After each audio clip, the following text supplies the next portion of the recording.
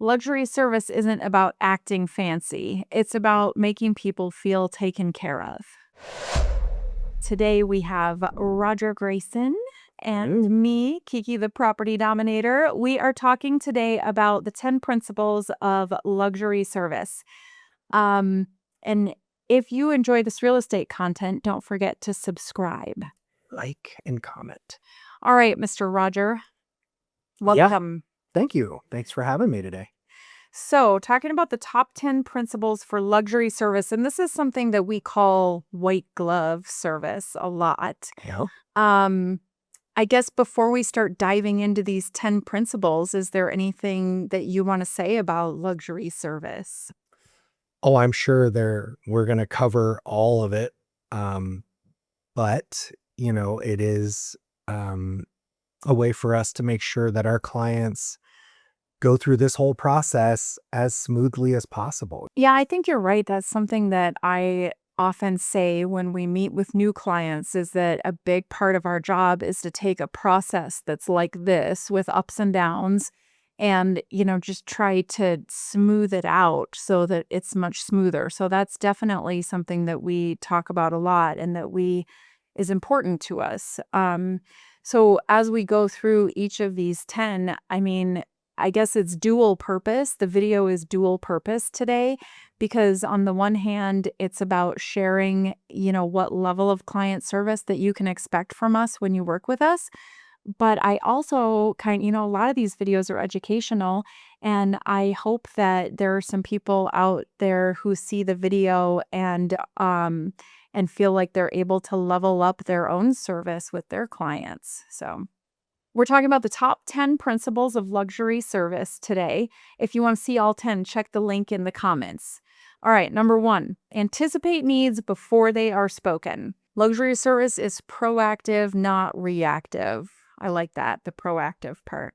Definitely. It's, I think it's a benefit for our clients to be able to know, okay, so we have these things coming up this week, let's prepare for them. And we usually send them helpful hints on how to prepare for showings if they're coming, or, when we're doing inspections and all that kind of stuff. So we're kind of taking the guesswork out of it. Yeah, I'm being proactive, like preparing for problems before they happen. I think a lot of that happens in some of the upfront meetings that we have with people because I see our whole business as having a foundation of education. And so I think that there's a lot of things in our initial meetings that we're going over with people as like, by the way, this might come up or that might come up. So even just making them aware that like this might be a thing in the future, I think is helpful. But also having solutions ready, like I would never call a client with a problem without having at least one, if not a couple of like, what's our plan B, C, D here? So that's one. What are some other, you were getting some boxes ready for the cars. Tell us about what kinds of things are in the box. Oh, I'm creating a Realtor, box for the car, and tape measure, first aid kit, because you never know what happens when you go into these listings. I don't know, just some other like a lint roller, always handy because sometimes these places have animals or pets, and I don't know. I'm just trying. I'm still working on that box. What about TP? Do you have that in there? Toilet paper is a really good idea, and I didn't even think about it till you just. Oh, you haven't. No. We should definitely put TP in there because even in houses that are staged, sometimes it depends on the stagers if they put TP in the bathroom or Right. not. Like, so I think TP is a good one.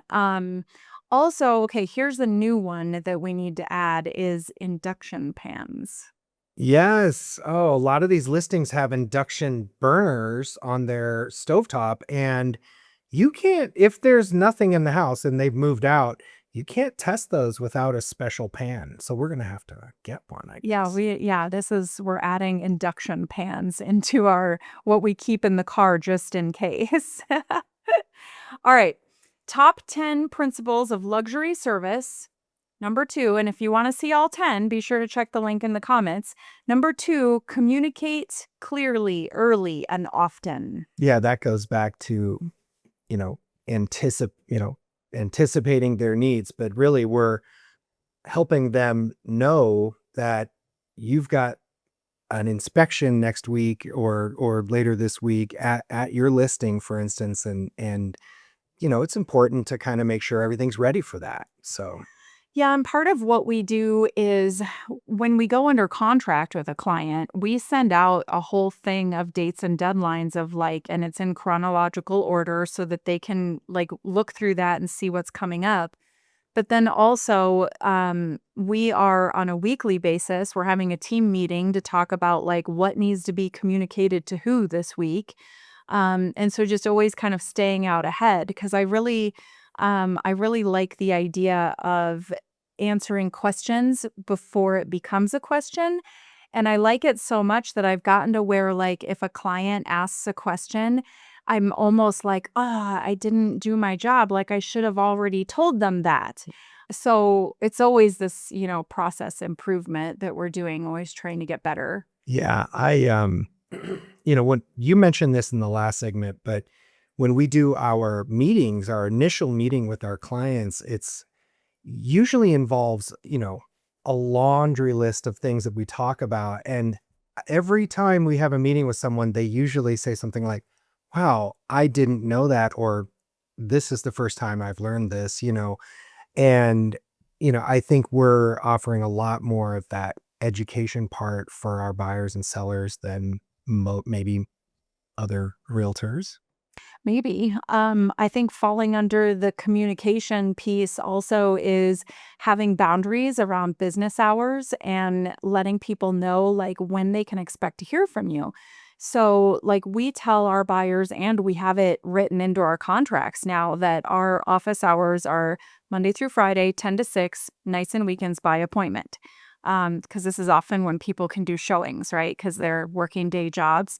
And we also tell them that if they reach out to us, they can expect an answer same day, next day. So, I got into that same day, next day thing because like I would love to respond to everybody in the same day, but the later it gets in the day, you have to have a cutoff for yourself. Otherwise, you just work all night. Hmm. So that's why we keep that, the response time. We're very clear about our response time. You can expect to hear from us today. And if not today, you will hear from us tomorrow. Um, and I recently had a thing where I've been disappointed lately several times by the level of customer service that was offered to me as a client. And that was one of the things that I could not stand was not hearing back from somebody for a week or 2 weeks. And I just thought to myself, "Ugh," I mean, I think that you should get back to people the same day or the next day or like maybe 3 business days or something. But like, I just can't imagine not responding to somebody for a week or two. Yeah, I think, we just had a landscaper out to look at our yard, and I was going to get a bid from them. And I find this is 2 weeks ago. I just got an email the other day, and it was like, now it's another question about. And when he left here, he told you, I will get you a quote. Yeah. And And then it's radio silence. And then 2 weeks later, he comes back with a question. yeah. Like, that's not So somebody that I I still want to haven't work with. answered yet. And that was like 2 days ago. And I'm like, I don't even know if I'm going to answer. But that's for us when we get anything that we need to share with our clients, we share it as immediately as possible. But also, if someone calls us that we don't know them, and maybe it's a lead, maybe it's just calling like another agent calling, we are getting back to them as quickly as possible Mhm. because they are on a time crunch as well, just like everybody else. And so if they've got a question, we can try and help them out. So Well, I think this is so smart, the flipping it around, because when we think about what we expect from vendors, and when I'm working with somebody who doesn't get back to me like that, Um, I do not want to chase any vendors down. And so I pretty much just don't want to work with anybody that's not getting back to me. If I have to chase it down, you're not the right fit for me. Because I'm paying for a service, you know? And so this is part of how we, make sure that we're providing this white glove service to people is by saying, "Oh, I would never stand for that." Yeah. All right, what do we have next here? Okay, we're doing the top 10 principles of luxury service. If you want to see all 10, be sure to check the link in the comments. Number 3 is integrity. Do what you say you will do. And I would add on to that, when you say you will do it. That's good. And this is like just hand in hand with this thing that I've talked about for years now, this under promise and over deliver. It's something I actually learned from my dad because the opposite thing is to overpromise and underdeliver, and that doesn't do anything but lead to disappointment, honestly, right? And so I've always kind of had that principle around me about, under promise and over deliver. And I think it especially comes into like timelines. Like when you're telling somebody that you're going to get back to them, and we just had this happen. We had somebody say, I will get back to you by Monday. We will have that to you by Monday. And then I hadn't heard anything on Monday, nothing on Tuesday. I may have started following up on Wednesday, but that's just disappointing at that point. And I don't ever want to do that to our clients. So I will give myself, I'll think, when do I think I can get this done? And then I'll add some time to that so that I can make sure to over promise and no, under promise and over deliver. Well, integrity, is also going to mean honesty, fidelity, being working with our clients in their best interest above ours. I think that's important. You know, Yeah, that is the job of a real estate agent. It's actually in the contract that when somebody hires you to be their agent, you are now, putting their interests and their goals above everyone else's in the transaction, and including your own. And in order to do that, it does take a level of integrity because there are certainly places in this process that as a real estate agent, I could steer somebody to do something that is more in my best interest than in theirs. Um, and in fact, I was talking with a buyer's agent who was concerned about disclosing something to his buyer, and I thought it was so interesting that he was more concerned about covering his ass and making sure that he did the disclosure properly. He was more concerned about that than about guiding and advising his buyer about the risks or the pros and cons of the issue. I just found that wildly fascinating, and I'm sure that it happens all the time. And so, when you're hiring a real estate person or when you're hiring any professional, really, like, I think it's difficult to tell, like, how do you know if somebody has integrity? That's yeah. probably a whole different episode. All right, so we're doing the top 10 principles of luxury client service, and we're on number 4.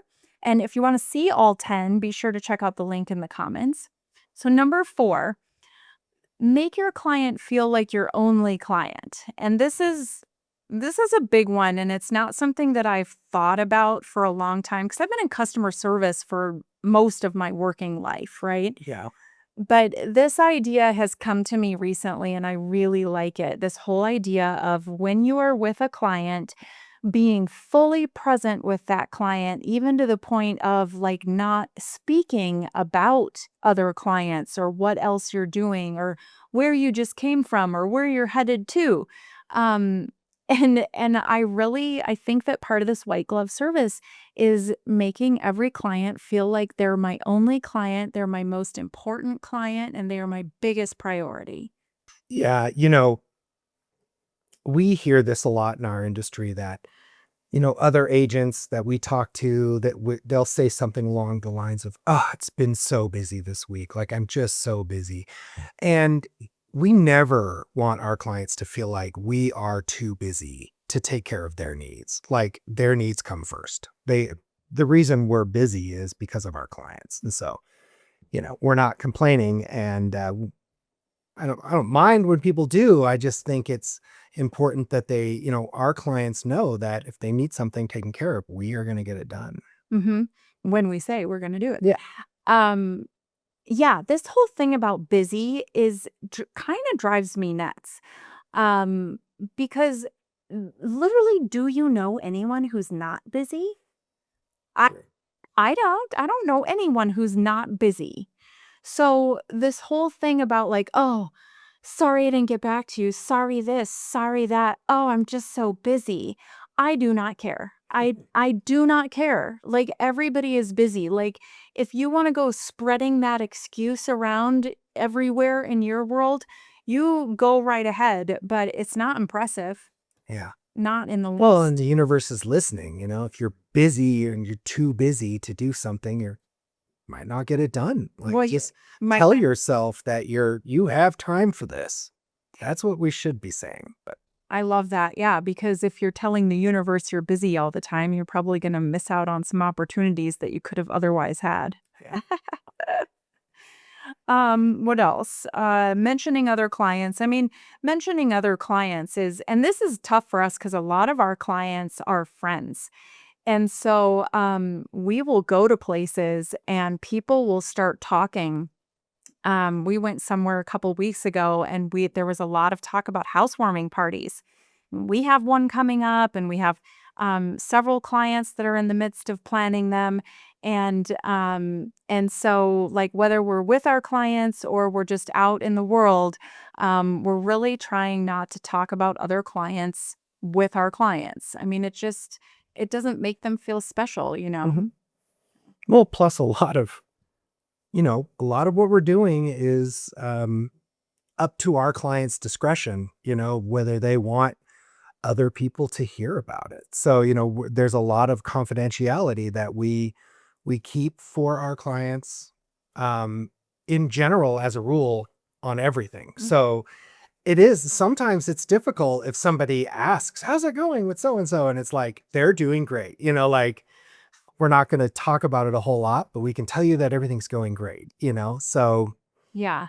I and I think that this made your client feel like they're your only client. I mentioned the word excuse earlier, and I think that that is a big thing too. Like no excuses. Like nobody wants to hear your excuses. Um, and nobody wants to be just hit with apologies well, constantly. especially a client who's making the biggest purchase of their life potentially, and or selling the biggest asset that they own, and they don't want to hear excuses from us, their realtor. Like, that's the last thing they want. I So, agree. All right, we're talking about the top 10 principles of luxury service. We're on number 5. If you want to see all 10, be sure to check out the link in the comments.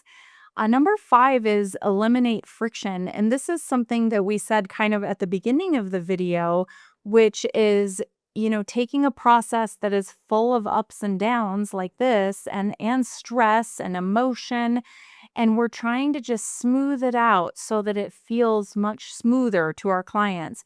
And so I think that, while we know that just because of a real estate process it's a big deal, it's got some stress involved, it's a lot of money. That stuff's not going to go away. But I think that any efforts that we can put in to make it feel as effortless as possible, I think that's important. well, yeah, it also goes back to some of the educating that we do in the beginning, giving them a rundown of how, once we go under contract, for instance, things really start to happen. And I think when we give our clients a little bit of a heads up right from the get-go, like, this is what you can expect between, looking, finding a home, putting an offer, and then, so I think we take a little bit of that anticipation out of it. Yeah, I think you're right. Education does help eliminate friction. I think also these ideas of simplifying decisions for the client. Like, I know that one of the things I tell people is that, as their guide or as their advisor on this project, on this little journey, the real estate journey, all along the way, they're in the driver's seat and they're making all the decisions. But every decision point, I consider it my job to lay out like what are your options, right? Even sellers, when sellers first contact us, a lot of realtors will say, okay, well, we're going to do these things and we're going to prepare it for market and we're going to put it on market. And that's not the only option a seller has, to be quite honest. And so when you have somebody who is really deep in their knowledge of their field and can point out like, okay, here's where we are in the process and here's what your options are right now. Here's what my recommendations and my knowledge is of these options. Now, what would you like to do? Um, I think that that helps like when people have like very clear like, are we doing this or that? Are we doing one, two, three? And it's not just left wide open. And they're not having to struggle through and figure it out themselves. Like, what am I supposed to be doing right now? You brought up something about like when we are working with a new client, and we're going to list their home, and sometimes clients will say, this is something I would like to do within the next year or two. And we work with them, and sometimes that timeline changes, it moves up. But we like to be able to get them prepared for that. If they say 1 year from now, great. What do we have to do between now and then? Well, and handling logistics behind the scenes, I think is I I know that at some point, I've been thinking a lot about our ideal client. And one of the things that I say is that my ideal client is someone who values my time, values their time, and they see me as a professional who knows what they're doing, and they want to delegate pieces or a large chunk of this process to someone who knows what they're doing, who's a professional in the field because it takes a lot of pressure and responsibility and things off of the client. So, so handling these things behind the scenes, there's a lot of stuff that you need to get the okay from the client. Mhm. Like they need to know what the options are and they need to make the decision. Like I am not making decisions on behalf of my clients, but I am handling things. And part of that is like letting people know about my referrals and that, when we're using people who I'm referring and I'm working with, I'm not doing that because I'm getting kickbacks from any of these people. I am working with people and I tend to work with people who I have experience working with.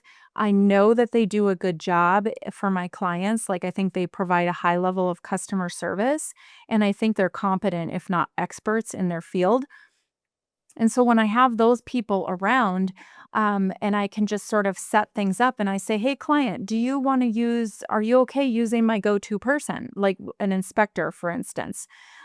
Because they can use my go to person, or they can use their person, or they can go Googling, or I can give them three options and they can call and talk to those people and they can make that choice.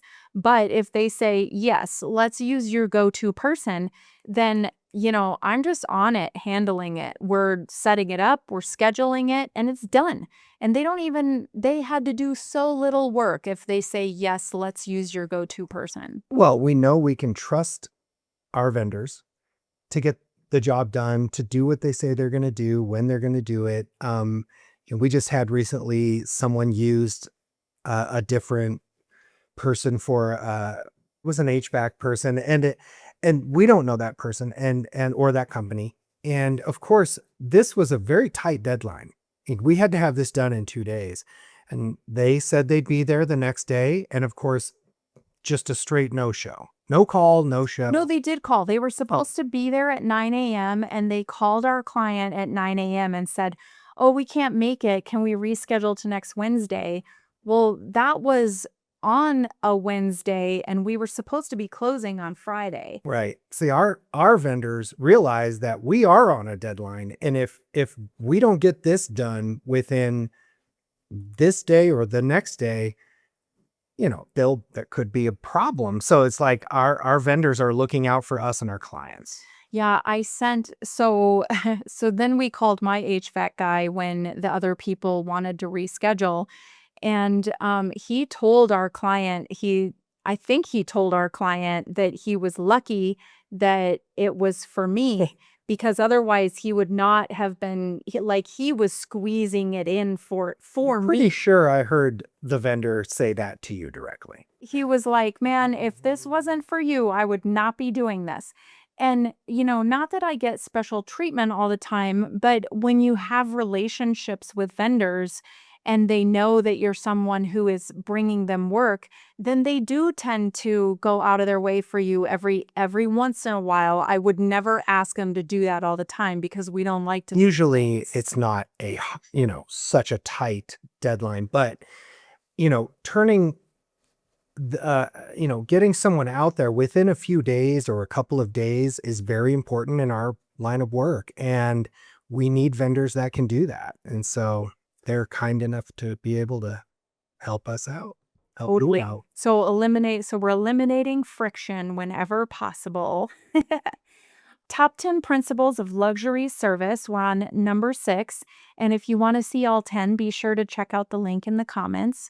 Number 6 is extreme personalization, which is kind of a fun one to talk about because, sometimes in real estate that can come through in like closing gifts, where you can start to really personalize closing gifts. Um, but yeah, what kind of extreme personalization does that bring to mind for you? Well, I mean, I think I mentioned this in the last segment. It's every client's needs are different.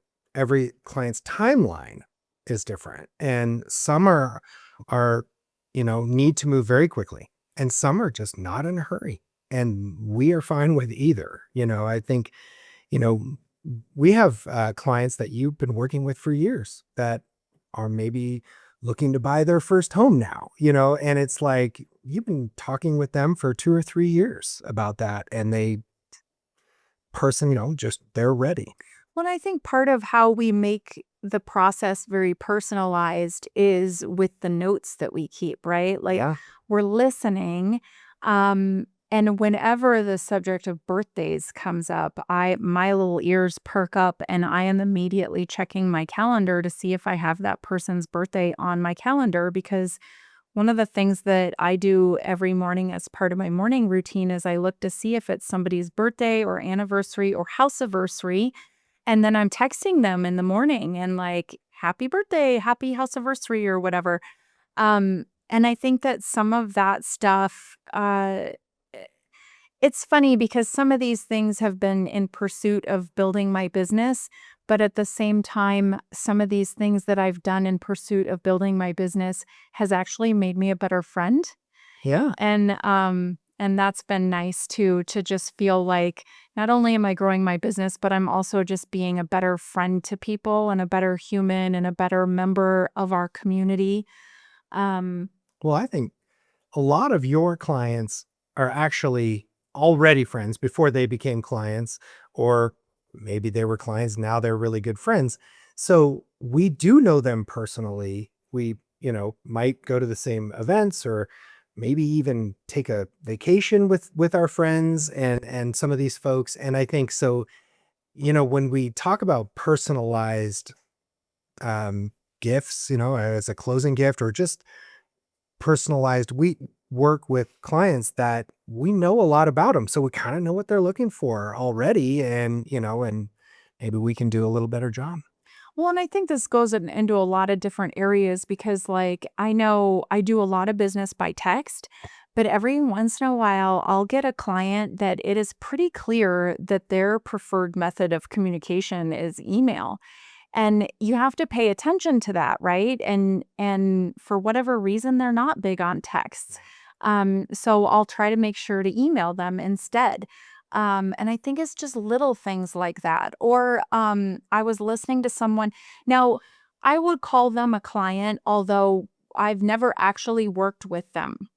But I know that eventually they would like to sell their house and move into a different house. And for many various factors, that hasn't come to fruition yet. But she told me a few weeks ago, we were on the phone just catching up, and she said, I feel like my house betrayed me.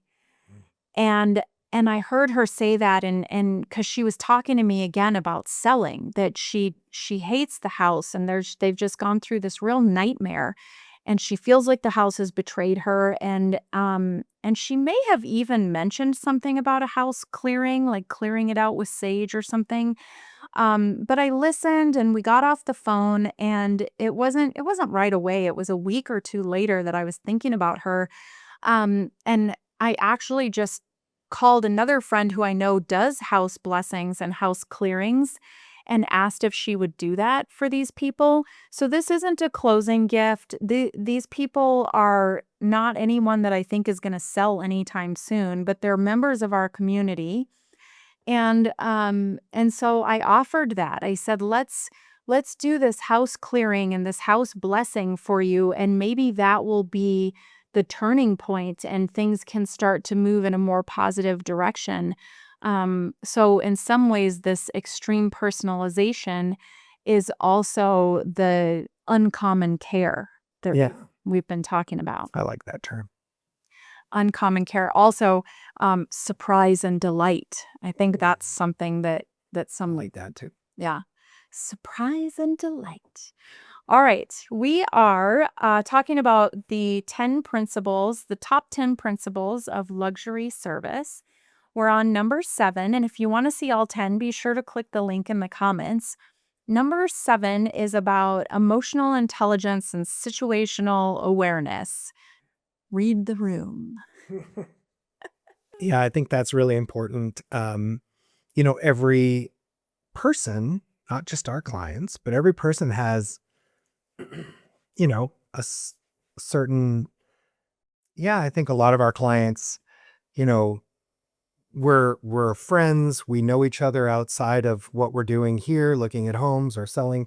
And, you know, and making jokes is just part of being friends, or just saying something funny. And I think, you have to know your client well enough to be able to make that joke. Like sometimes there are things that I choose not to say because I'm like, I don't really know these folks yet very well. And so Yeah, reading the room. I recently have a client who I started to see like a pattern where they did not like if I was giving them a lot of information with a lot of detail, it's sort of like I could see we weren't even like in video or in person. We were on the phone, but I could sort of see his eyes glaze over, you know? And he would even interrupt me and sort of want to gloss over all of that.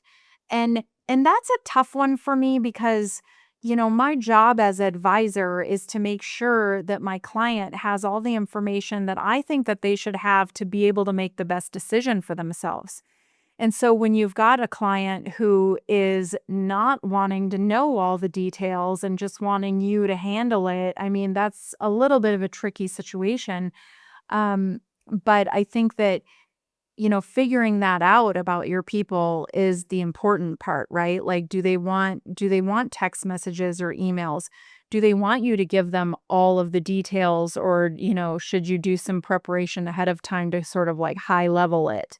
Um, and some of these things can be really stressful situations. And so handling people with care, uncommon care. uncommon care and empathy, it's a lot. I think it helps a lot, actually. Well, and I think there's other ways to share information. And in our line of work, we can text them, we can email, we can attach something to an email. So it's like, hey, if you want to take a look at all of this, we encourage you to take a look at it. It's right here, and we can email it to them, and they make choices to dive deeper or And I think that to knowing when to push versus knowing when to pull back, or knowing when to take a pause, or when to say something versus when to stay quiet. I mean, this all gets to be very complicated, very yeah. fast, right? But I think that if you're thinking of it in the way of wanting to provide this luxury service, this white glove service, and wanting to do the best job you can for them, wanting to make the process as stress free as you can, I think that all of that, like when you put all of that together, it all helps you to do those things, to be able to figure out, like, when should I push or when should I just be quiet and listen? Um, because there are definitely times to push, like Mhm. we're in a job with deadlines, and I can think of one client in particular who I don't even remember the specifics of it at this point, but I know that she will say that I pushed her and that I really got on her at some points during the process, and that she appreciated it, Yeah. because what's the alternative? To let the deal fall apart, you know? Sometimes nothing gets done without just a little bit of pressure, Yeah. um, and I think, we know our deadlines, and our clients are they should know that we let them know, but it may not be first top of mind for them where it is for us. Oh, I think that's a great point to make, because I'll tell buyers, especially, I will tell them, once we go under contract, you need to think of this like a part-time job. Now, sellers have it different. Sellers have all the heavy work up front, getting their home ready for market and keeping it ready for showings. Like, all their work is on the front side. Buyers really have to go to work as soon as they go under contract. But either way, these people have jobs, they have families, they have, hopefully they have hobbies. And so their real estate transaction with us is on top of all of that other stuff. Yeah. And it is important, and it is a big deal, and it is a large amount of money, but also it's one thing that they're juggling. They might be traveling. And so we just always have to, I think, put that in perspective, because it's our job, right? It's top of mind for us every day, all day. Mm. But we need to sometimes put it into perspective, and maybe sometimes back off a little bit, or push, depending. Yeah. We're talking about the top 10 principles of luxury service, and we're on number 8. If you want to see all 10, be sure to click the link in the comments. So, number 8 is owning problems immediately, taking responsibility for things, not blaming other people. And maybe these are just good rules for life. Sure. I'm starting to think these are just good life rules. Um, but yeah, I mean, solving part of our job is solving problems, right? And there are always going to be problems. But nobody ever wants to hear excuses. Hmm. Nobody ever wants to hear you blame somebody else. I think that taking responsibility for it, even when it's not your fault, you know. Yeah, it might be a good rule of thumb. It's maybe it's the other agent that's delaying this next thing we're trying to accomplish, and not trying to blame them outright, for this delay or whatever, but also just letting your client know we're going to take care of it. We're just still kind of waiting for someone else to get us a few things. So, I think that's a great point that you bring up, because I haven't always done this, but this is something that I've started paying attention to more recently, is this idea of there being a wall between me and my client and the other side, right? mhm.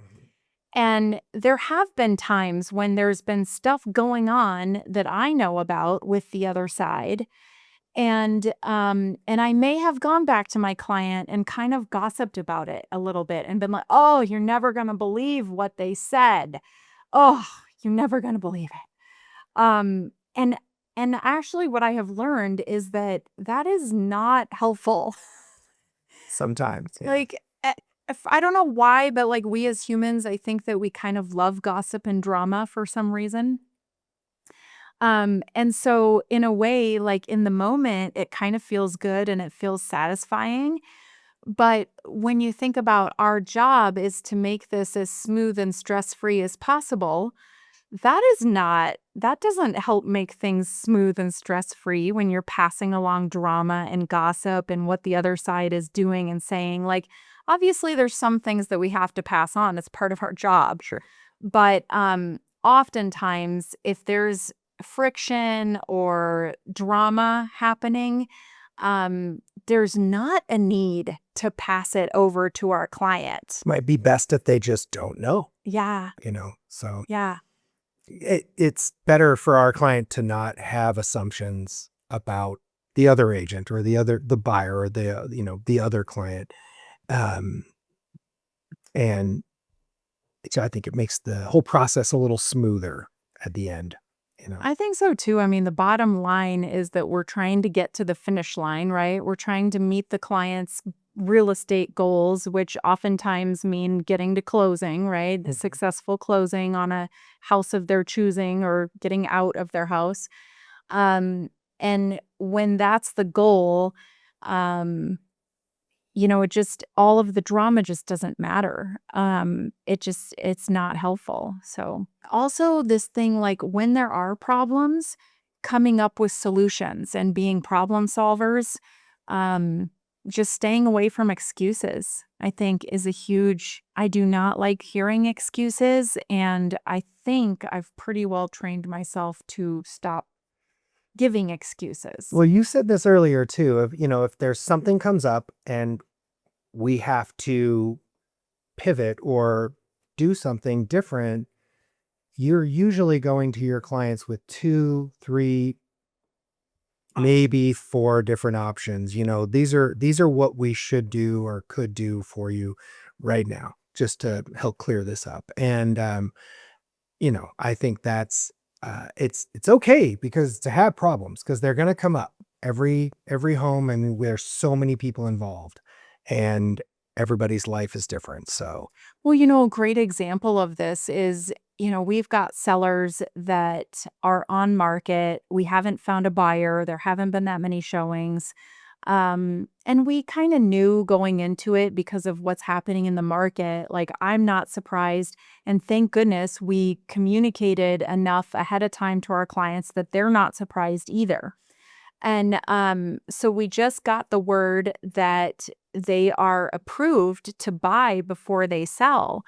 And while they don't want to have two mortgages, I think they're gonna rent their place out. And they're gonna go ahead and start shopping for their new place. But one of the options that we presented to them was the fact that, like, listening to them about what they did and didn't want to do. And while they can have two mortgages, they don't want two mortgages. So they're going to go the route of renting it out. But I know that they want to sell, they don't want to keep that place. And so, one of the options that we presented to them was, hey, why don't we go ahead and find your renter?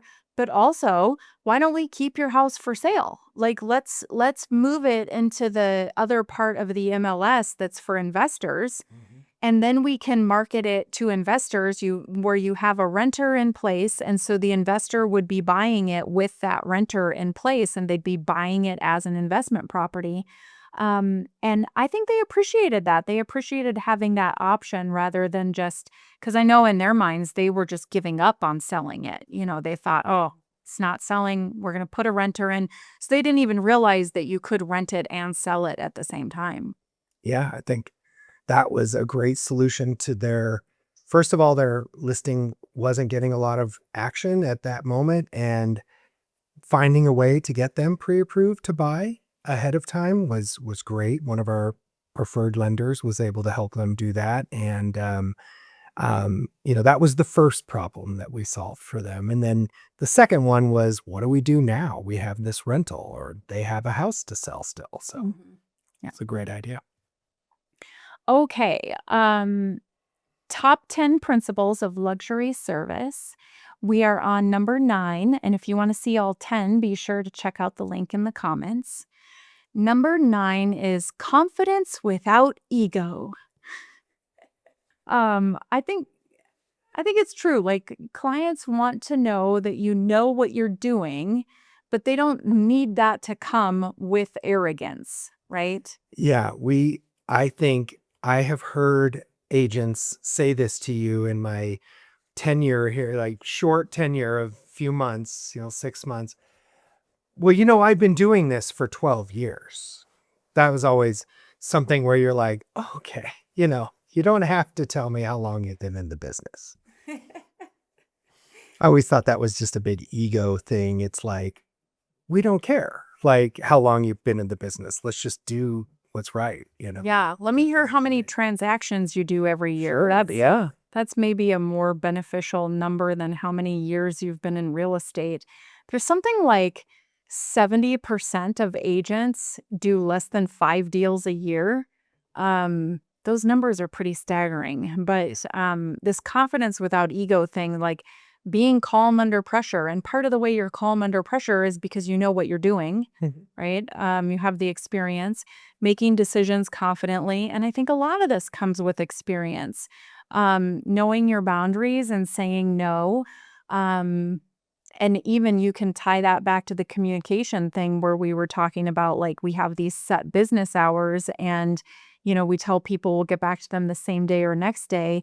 And so, if somebody's going to text me at 8 or 9 p.m., like, I'm not going to be answering the text at 8 or 9 p.m. So I think even just having those boundaries like that also goes a long way towards, showing, not showing confidence, but maybe instilling confidence. Like, your clients have confidence that you know what you're doing Mhm. when you act like a professional and you have these boundaries around you. Um, I think another, you know, way is to use one of our vendors, for instance, for something that, I think there's a lot of agents out there that are gonna go, "Oh, you know what? I can go in there and work on that for you at your house," like do things for their clients and a listing or something that maybe they shouldn't be doing. Maybe you should hire a professional. And I think, that idea of I can do it, it's gonna be fine.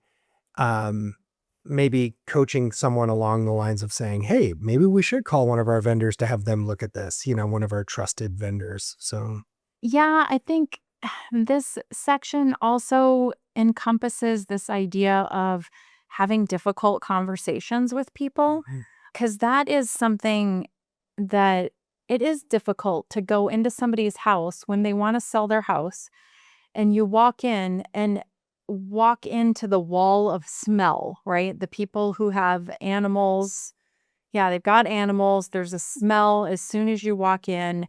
And even like flooring that's been ruined, trim, like door trim that's been scratched and ruined. And you see all of that stuff. And, especially right now, we're in a buyer's market, right? Buyers want things that are shiny and sparkly and turnkey. And I have to be able to sit across the table from people and say, your home's not cutting it. Your home is not in shiny, sparkly condition. So what are we going to do next? well, in this market, it is so hard to sell a home that isn't.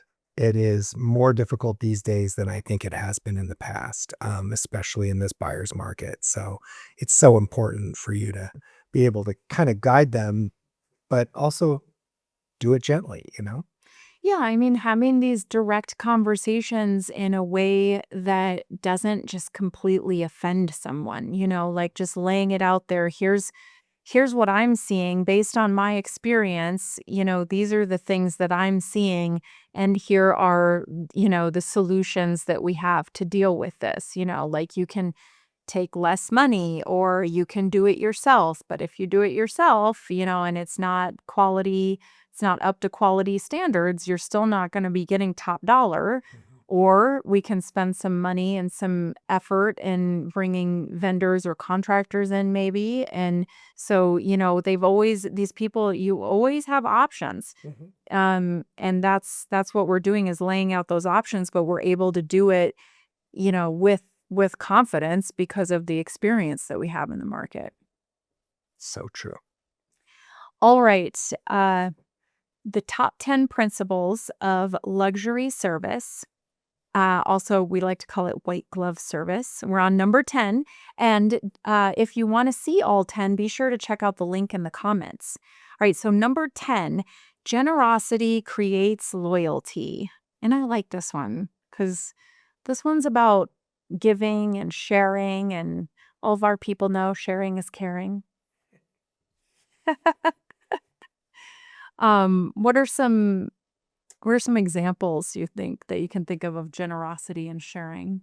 You know, whatever our clients' needs are, I think we're going to be generous with our time to them. So it's because time for everybody is valuable, and we will make the time and meet with clients when they need to meet, get on Zoom calls, phone calls, and even when we might be on vacation or we're doing something, maybe we have people in town or something, and we're busy, but we're still going to be generous with our time and make sure that we take care of their needs, at that moment. Oh, I love that because depending on what it is, like we might even reschedule stuff to, make room for when a client has time Mhm. for whatever it is.